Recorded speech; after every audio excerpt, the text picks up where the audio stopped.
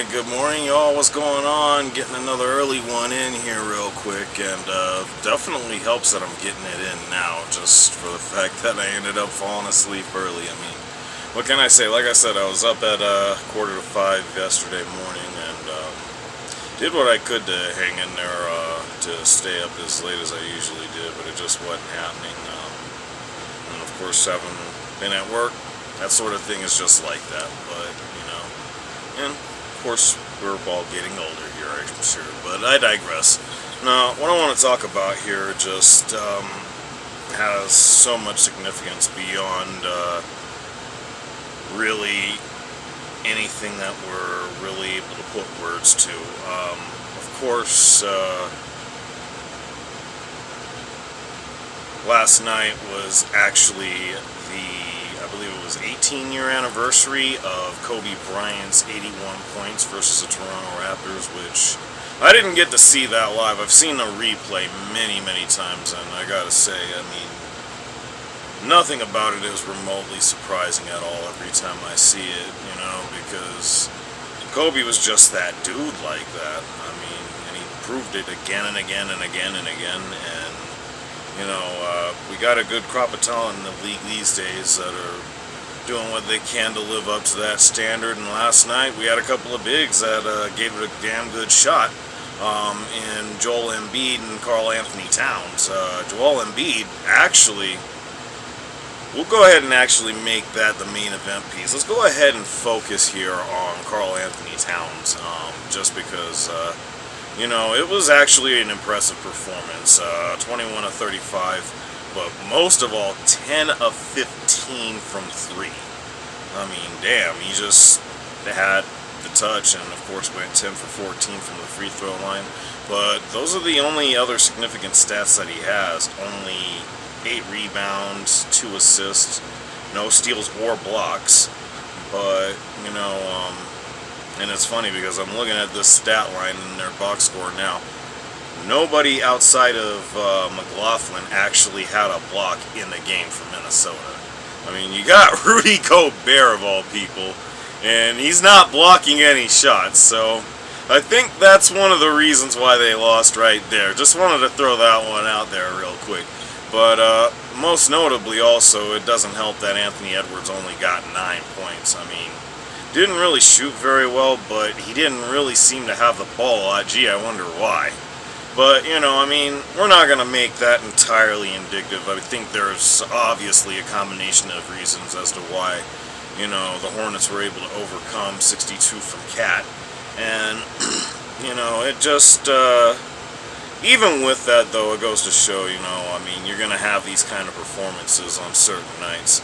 And it's just amazing that, again, on the anniversary of Kobe's 81, you know, you got not just one individual, but 2 actually looking to steal the show on a night.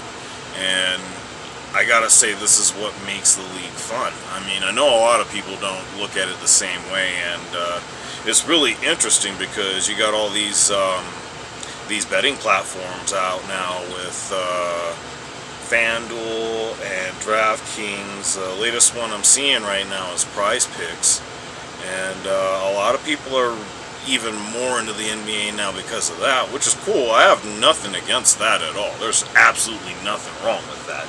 Let me be perfectly clear. And especially because if I could get to a point where I could make more money on that, I'd be all for it even more so. So why would I even try to hate on it? But that's really aside from the point, as we're actually going to move on to the real meat and potatoes of this subject here.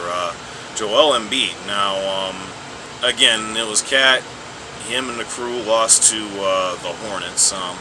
I really don't even have anything against either side. I feel like outside of this, and I just also want to make reference to this before I move on here, Minnesota actually has made some improvements. They're actually 30 and 12. I've got to look at the actual standings here real quick. So no way is this indicative, but yeah, the Hornets not so much. So a little bit of an issue playing down to the competition on top of the other discrepancies that I mentioned here earlier. But we're going to be moving on here, and as I mentioned before, of course, Joel Embiid actually did Cat 8 better and went for 70, but not only that, also got a win. This one, of course, against the Spurs, and yeah, the Spurs, I mean, they're not doing so great. It's 6-35 or whatever that is. I'm sorry, I need to probably look at glasses or something. I'm not proud of admitting that.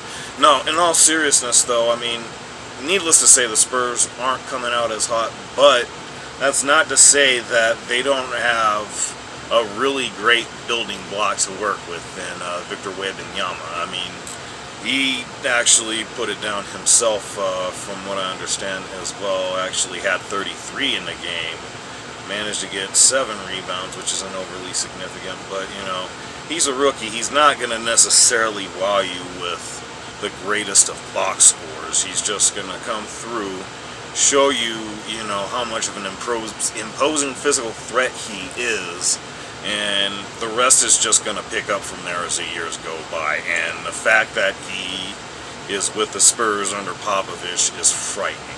But we'll leave that to what that's going to be. I mean, what's a little more frightening, though, is that you got Embiid, who's going against him, putting up 70, and also getting 18 rebounds, by the way. Let's look at that. 18 rebounds, 9 offensive and defensive, with 5 assists, 1 block and 1 steal, but, I mean, 18 rebounds with 70 points. I mean, that's a monster-ass game. That's going to be the kind of shit that Wemby's doing in a matter of years.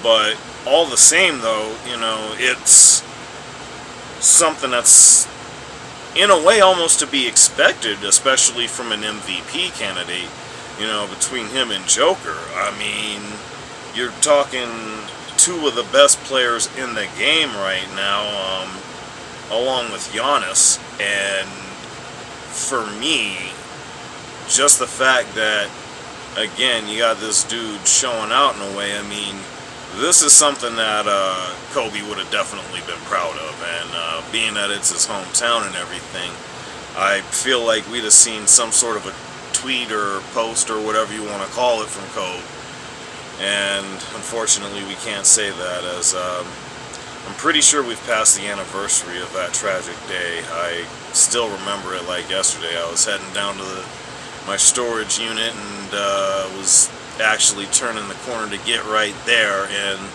listening to the radio. That's where the news broke. What a crazy day that was. I know y'all remember it. I never will forget it, and just the conversations I had with people throughout that day. But, you know, I'd like to have a lot of conversations about this right here because their significance, you know. I'm looking forward to having that with a coworker of mine here in a couple of hours. But, man, 70 and 62 respectively on the anniversary of Kobe's 81. Sheesh. You just can't take away from how wild that is. I mean, that's just really all I want to put out there about that, because just being a sports fan in general, and I remember a long time ago watching actually a classic between the Lakers and the Celtics, where the Lakers did elch the Celtics out by a single point, and it was something that my father, God rest his soul too, had said to me. Those are the type of things you want to chronicleize, and I'm merely just taking my opportunity to do that right here. So with that being said, you know what it is. Like, share, subscribe. Let me know what y'all think. You know, I mean, man, pretty wild, and all within this window of significance. But yeah, y'all know what it is. Hit me up. I'm going to be back at y'all. I might get one off before I'm out, though. Later.